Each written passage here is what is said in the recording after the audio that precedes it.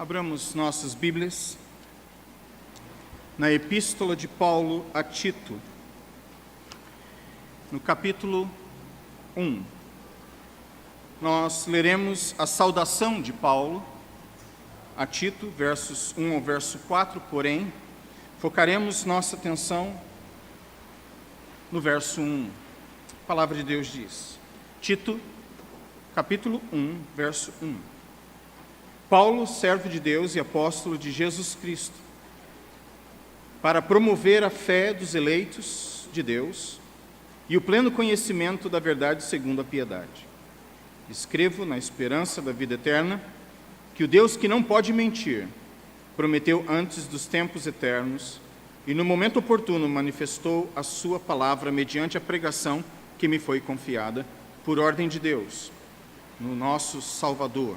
A Tito, verdadeiro filho segundo a fé comum, que a graça e a paz da parte de Deus, Pai e de Cristo Jesus, nosso Salvador, estejam com você. Oremos. Pai, graças te damos pela leitura da Tua palavra, pelos cânticos aqui entoados. E pedimos agora, como esta eleita geração, possamos desfrutar do privilégio que temos em Cristo e vivermos uma vida de fidelidade para o louvor e glória de Cristo. Ajude-nos nesta meditação, é o que eu peço, no nome santo de Jesus Cristo. Amém. Eu quero pensar com os irmãos e amigos nesta manhã sobre a glória de Cristo no cuidado da igreja. Como nós lemos no início deste culto, o Senhor Jesus Cristo, após sua ressurreição, conversa com Pedro e traz este desafio: apacenta os meus cordeirinhos, apacenta o meu rebanho. E em continuidade a isto que foi o desafio proposto pelo Senhor Jesus Cristo ao apóstolo, ao discípulo Pedro, Paulo agora escreve a Tito dizendo: Paulo, servo de Deus e apóstolo de Jesus Cristo, para promover a fé que é dos eleitos de Deus e o pleno conhecimento da verdade segundo a piedade. Então aqui você já estabelece este link, este vínculo com aquilo que o Senhor Jesus Cristo estabeleceu para Pedro e aquilo que Paulo está propondo para Tito, no sentido de cuide, zele, tenha interesse pelo meu rebanho. Aqui neste caso de Tito capítulo 1, verso 1, o zelo para com a fé da igreja. Muito bem. A título de introdução, eu gostaria então de pensar com vocês sobre a glória de Cristo no cuidado da igreja, mas fazer algumas observações com relação ao texto. Existe uma versão bíblica, talvez a sua leia desta forma: Paulo, servo de Deus e apóstolo de Jesus Cristo, segundo a fé dos eleitos de Deus e o pleno conhecimento da verdade que é segundo a piedade. Você observa uma pequena diferença entre a leitura que fiz anteriormente e esta. Duas vezes a expressão segundo é usada. Segundo a fé dos eleitos e depois segundo a piedade. O texto que li anteriormente diz: Paulo, servo e apóstolo de Jesus Cristo, para promover a fé que é dos eleitos no pleno conhecimento da verdade segundo a piedade. Isto pode parecer um pouco irrelevante, apenas tecnicalidade, mas eu gostaria de esclarecer duas coisas. Em primeiro lugar, Paulo não está dizendo aqui que ele foi reservado como servo e separado como apóstolo para promover a fé dos eleitos, no sentido de ele ser, em seu ministério apostólico, a causa e a fé dos eleitos ser a consequência, ou a causa e o efeito.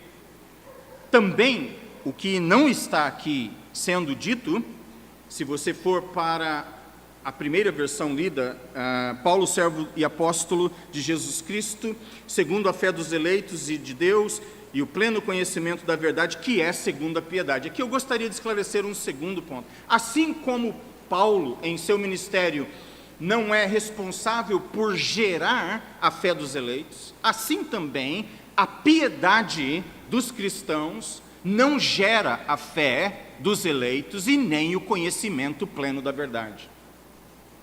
Isto estaria em aberta contradição caso aceitemos que Paulo é a causa da fé e o conhecimento da verdade, ou que a piedade dos crentes daquela época gerava a fé dos eleitos ou o pleno conhecimento da verdade. Não, não, não. A palavra de Deus deixa bem claro que tanto uma coisa quanto outra provém da soberania de Deus. Eu acredito que o próprio fato de Paulo se apresentar aqui como servo e separado para o apostolado aponta para a soberania de Deus. A fé dos eleitos é uma consequência da causa primeira, a revelação de Deus na alma do povo. O conhecimento por parte do povo da verdade plena, da verdade fidedigna de Deus, também é uma ação do Deus Trino de Israel na alma do pecador. Por esta razão, eu quero propor uma paráfrase do primeiro versículo que segue mais ou menos assim: Paulo, servo de Deus e apóstolo de Jesus Cristo, no interesse da fé dos eleitos de Deus e no interesse do pleno conhecimento que eles têm da verdade, no interesse correspondente à piedade. Observe então que não é a piedade que gera o conhecimento e a fé. Estas três coisas são consequência da ação de Deus na vida dos pecadores, aqui chamados de eleitos. Ou seja, a fé dos eleitos, o conhecimento pleno da verdade fidedigna e completa de Deus, bem como a piedade, são coisas consequentes da ação de Deus. Muito bem, isto me ajuda também a apontar para uma outra realidade muito comum entre cristãos, que a perseverança dos santos, ela gera e ela garante salvação. Eu gostaria de dizer que, do meu ponto de vista, é o contrário. É a salvação em Cristo que gera a perseverança. Caso contrário, eu colocarei nas mãos do pecador a obra da salvação, e a obra da salvação é do Senhor. Então, não é a minha perseverança ou a sua perseverança que gera salvação, mas é a salvação que Deus nos deu que produz perseverança, que a propósito é a evidência de que nós somos salvos. Muito bem. Tito capítulo 1, verso 1, fala da postura do apóstolo, servo. Depois nós vimos, ele fala sobre a condição de Paulo, apóstolo. Mas agora existe a missão do apóstolo, para promover aquilo que é do interesse da fé dos eleitos, para promover aquilo que é do interesse do conhecimento da verdade, para promover aquilo que é do interesse da piedade. Então hoje nós focamos naquilo que é o zelo do apóstolo para com o povo. E nesse sentido também, preparando o terreno para a análise do que temos pela frente, o comentarista Donald Guthrie argumenta que alguns teólogos mais críticos, eles argumentam que Paulo não é o autor da epístola a Tito. E a razão para este argumento é que a saudação de Paulo a Tito, como temos aqui no versículo 1 ao verso 4, é por demais formal e longa se comparada com o cumprimento de Paulo na segunda epístola a Timóteo. Então os críticos vão dizer, existe um esforço aqui muito grande para apresentar a saudação como se fosse paulina, mas na verdade o autor aqui não é de Paulo. A autoria aqui não é de Paulo. Mas, como nós veremos agora, este não precisa ser necessariamente o caso, e deixe-me provar o ponto. Quando você olha para o texto de 2 Timóteo, o texto a qual fiz referência, a saudação de Paulo a Timóteo na segunda epístola, no original, de acordo com William Hendrickson, existem 29 palavras. Na epístola a Tito, a saudação contém 63 palavras. Então aí os comentaristas de uma linha mais crítica vão dizer que o excesso de palavras em Tito mostra que Paulo não é o autor, porque se Paulo fosse o autor, ele teria mantido uma simplicidade na saudação, muito mais curta, conforme a segunda epístola a Timóteo. Mas quando você vai para Romanos, que é uma carta considerada paulina, sem muitas discussões acerca da autoria, você observará que no original, Paulo usa 3 vezes mais palavras, aproximadamente, do que ele usou para cumprimentar Timóteo. Ou seja, na epístola de Paulo a Timóteo, 29 palavras. Na epístola de Paulo aos Romanos, 93 palavras. Não, se você argumentar que a extensão da saudação em Tito para com 2 Timóteo é prova de que Paulo não escreveu Tito, você terá que aceitar que Paulo também não escreveu Romanos. Esta é a aplicação. E eu quero dizer que nem um destes argumentos prova que Paulo não escreveu. Na verdade, isto aponta para a criatividade e a liberdade da mente sob a inspiração do Espírito, que se expressa num caso de uma forma e em outra situação de uma outra maneira, sem demonstrar esse mecanicismo que muitas vezes seria esperado. E tenho certeza que se Paulo tivesse agido de maneira mecânica, como alguns críticos atribuem a necessidade de ter agido assim, quando estabelecessem que Paulo tinha sido mecânico em todos os seus cumprimentos, eles diriam: esta é a prova de que Paulo não falou da parte de Deus. Então, aqui está. A criatividade do apóstolo não é uma condenação de sua autoria, muito pelo contrário. A confirmação de que existe liberdade na ação do Espírito, na inspiração da palavra. Mas nós temos aqui, segundo William Hendrickson, um segundo ponto que mostra que a saudação de Paulo a Tito é paulina, porque ela está absolutamente coerente com o que segue. Por exemplo, se você observar o verso 1, diz: de acordo com a piedade, no interesse da piedade. E depois, ele vai dizer no capítulo 1, verso 12, numa crítica aos cretenses, foi um dos cretenses, um próprio profeta deles, que disse: os cretenses são sempre mentirosos, feras terríveis, comilões, preguiçosos. Ou seja, o cumprimento de Paulo tem a ver com aquilo que segue na epístola. E assim as coisas estão em coerência. Assim como o mundo dos cretenses era marcado pela mentira e, consequentemente, o modo de viver dos cretenses, assim, ou em contraponto, o povo eleito de Deus, que conhece a verdade do Deus Trino de Israel, viverá de acordo com esta verdade de maneira coerente. Esta é a ênfase. Bom, onde isso nos deixa?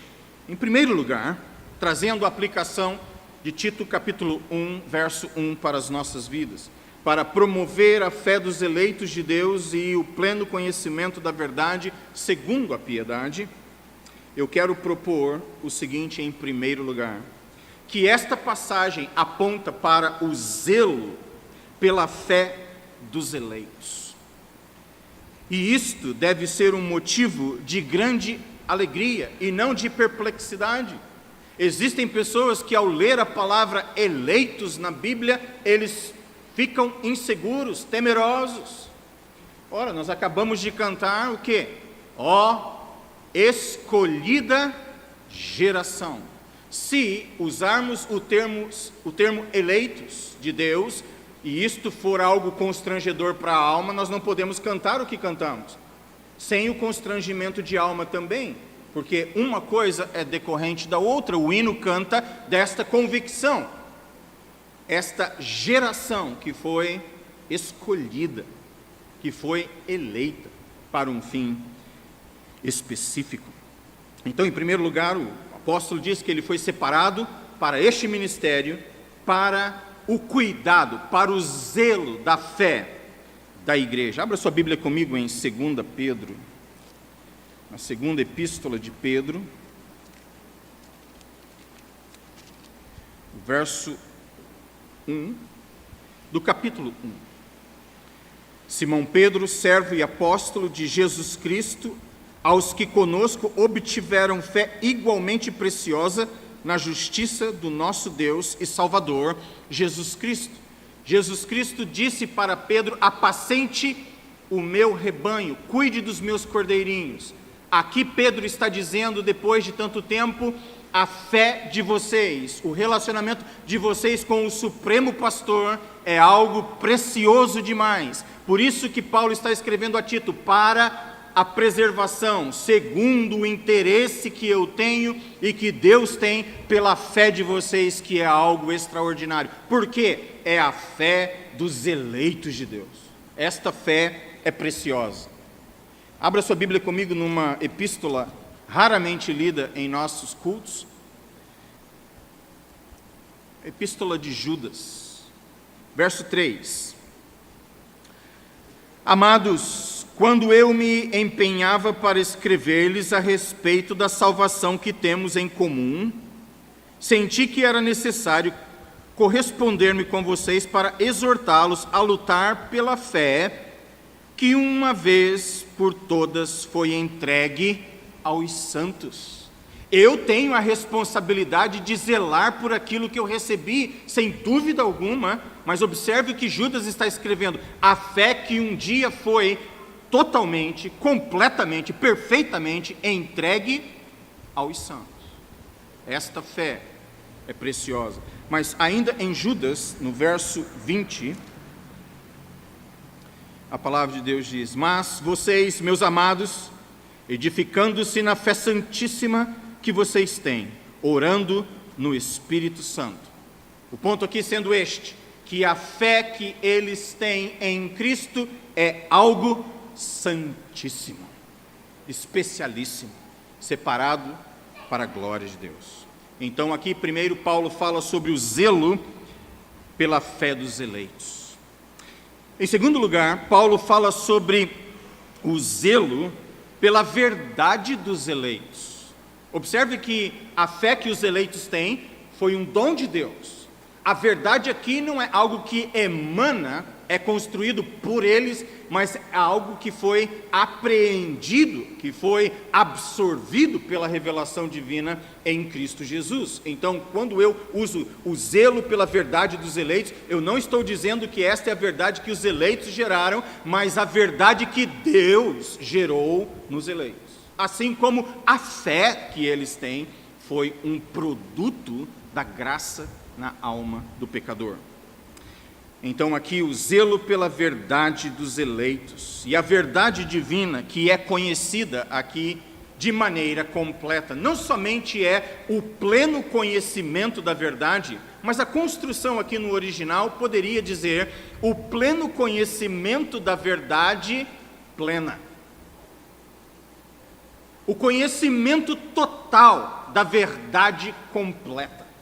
Aquilo que foi revelado em Cristo, nada está faltando. Aquilo que eu preciso saber para a salvação, eu tenho já conhecimento suficiente. Eu já recebi a verdade que me capacita, que me habilita para a salvação. Ah, Flávio, mas eu não entendo porque uns não fazem parte desse grupo de eleitos. Deixe-me dizer que um cientista alemão disse um dia que quando ele se encontrar com Deus, ele fará duas perguntas e ele tem quase certeza que Deus não saberá responder a segunda.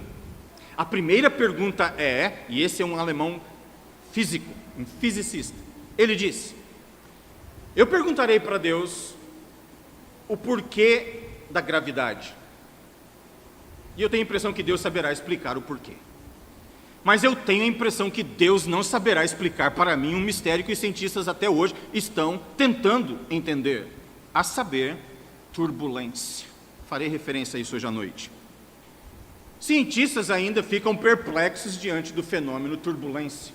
Sabem o que é, sabem o que acontece, mas a explicação, a definição, a matemática, a precisão da coisa ainda é um mistério. Não, se nós não sabemos entender o que é turbulência, se nós não sabemos definir turbulência, como que eu posso investigar a mente de Deus e saber por que A pessoa que está sentada à minha direita ou à minha esquerda nesta manhã não reconhecerá Cristo como Senhor e Salvador, enquanto outros, com muito menos evidência, reconhecerão Cristo como Senhor e Salvador. Senhoras e senhores, isso é um mistério que não deve fazer com que eu fique arrogantemente dizendo: eu sou um dos eleitos. Muito pelo contrário, eu devo fazer exatamente aquilo que Paulo está dizendo. Eu sou o quê? Servo. A eleição não é para a arrogância do povo, mas para estabelecer a glória de Deus sobre o povo, e o povo reconhecer: nós em nada temos em nós que justifique tal escolha. Quando eu canto, ó escolhida geração, por quê? Porque Deus se lembrou de mim. Não é o porquê Deus se esquece de outros. A pergunta é: por que Ele se lembrou de mim? Esta é a pergunta que deve fazer com que nós adoremos o Senhor Deus e o sirvamos com alegria. Abra sua Bíblia comigo em Efésios. No capítulo 4, a partir do verso 12. Efésios 4:12.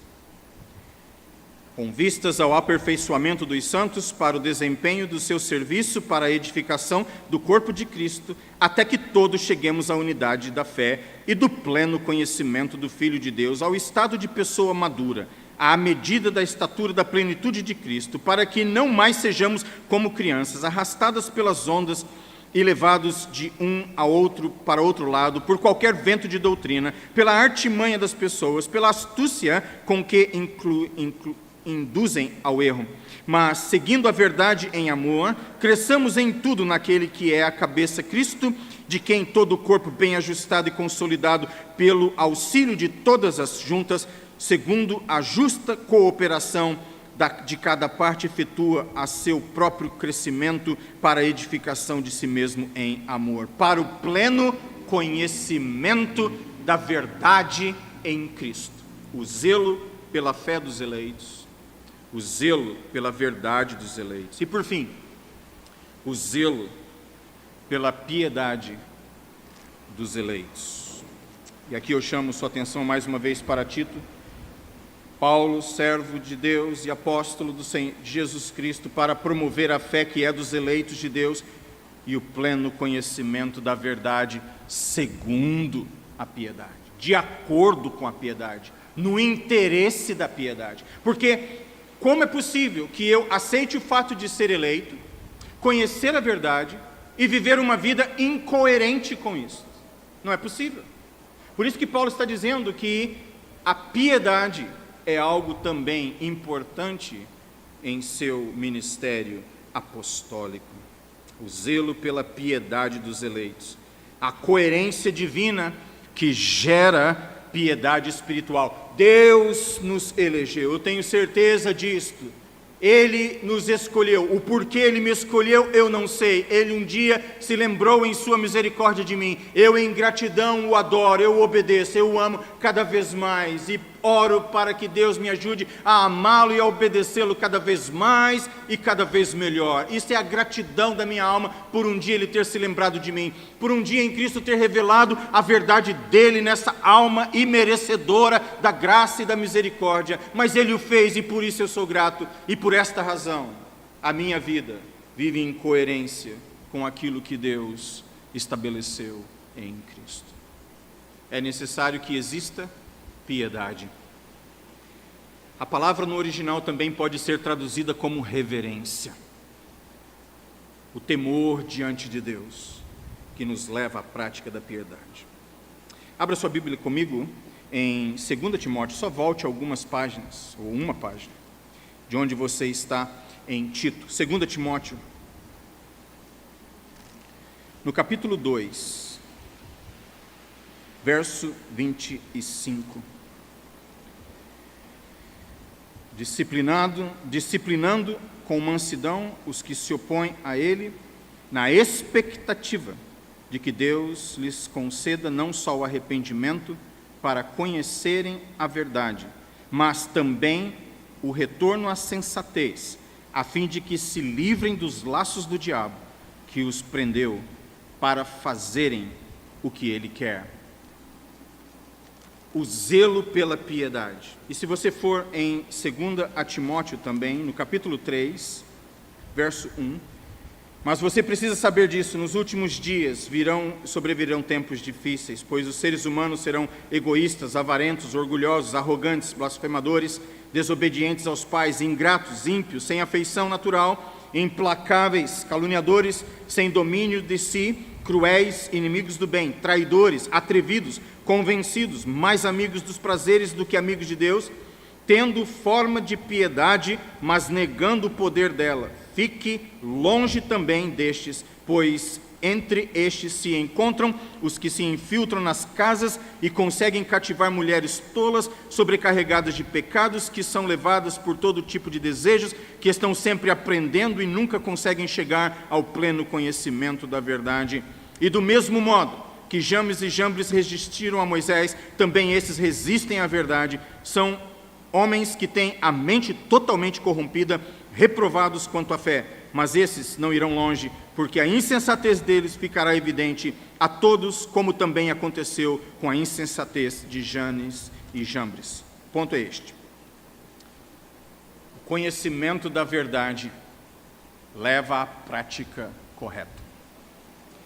O zelo pela fé dos eleitos, o zelo pela verdade dos eleitos, o zelo pela piedade dos eleitos. Paulo está dizendo, foi por isso que eu fui separado, para este serviço, com este interesse. Concluindo, 166 anos atrás, no dia 2 de fevereiro de 1855, o grande pregador batista, considerado o príncipe dos pregadores, Charles Spurgeon, em sua introdução a 2 Tessalonicenses 2,13. E eu gostaria que nós nos detivéssemos por alguns instantes em 2 aos Tessalonicenses, no capítulo 2 e o verso 13. Lembre-se, é 1855, dia 2 de fevereiro, Spurgeon está pregando sobre 2 aos Tessalonicenses, capítulo 2, verso 13, e o texto diz: mas devemos sempre dar graças a Deus por vocês, irmãos amados pelo Senhor, porque Deus os escolheu desde o princípio para a salvação, pela santificação do Espírito e fé na verdade. Aí está. E com estas palavras, eu quero citar apenas as primeiras linhas do sermão de Spurgeon. E ele diz: ainda que na palavra sagrada não houvesse outro texto além deste, penso que todos nós estaríamos na obrigação de reconhecer e aceitar a veracidade daquela grande e gloriosa doutrina que declara que, desde o princípio, Deus escolheu a sua própria família. Escolhida geração. Ao Pai, tributo é dado. A segurança da igreja em Cristo em função da eleição divina, o esclarecimento da igreja em Cristo em função da verdade divina, a experiência da igreja em Cristo em função da coerência divina. Esse texto também me ensina acerca do descanso de alma que deve existir em saber que a soberania divina está no controle de todas as coisas, ainda mais especialmente o cuidado do Senhor pelo progresso do seu povo amorosamente eleito. E por fim, a certeza de que a obra do Senhor em nós e através de nossas vidas será continuada, aperfeiçoada e completada pela ação do Senhor que tudo iniciou, tudo mantém e tudo cumprirá para a salvação do pecador, para a edificação da igreja e para a sua própria glória. Aleluia. E que para este fim o Deus Trino de Israel nos ajude. Amém. Oremos. Querido Deus e amado Pai, nós tememos e trememos diante da Tua palavra e reconhecemos que nem de perto temos condições de entender a maravilhosa graça do Senhor. mas como filhos queridos e crianças, nós queremos apenas desfrutar do amor paterno. Não entendemos tudo que os nossos pais nos ordenaram na infância, mas os amávamos e amamos ainda. Da mesma maneira, não entendemos tudo que está envolvido em nossa fé cristã, mas confiamos que o Senhor é o alfa e o ômega, o começo e o fim, aquele que começou, que mantém e há de terminar toda boa obra. Ser com o seu povo, aqui e ao redor do mundo. É a minha oração. No nome santo de Jesus Cristo. Amém. E amém.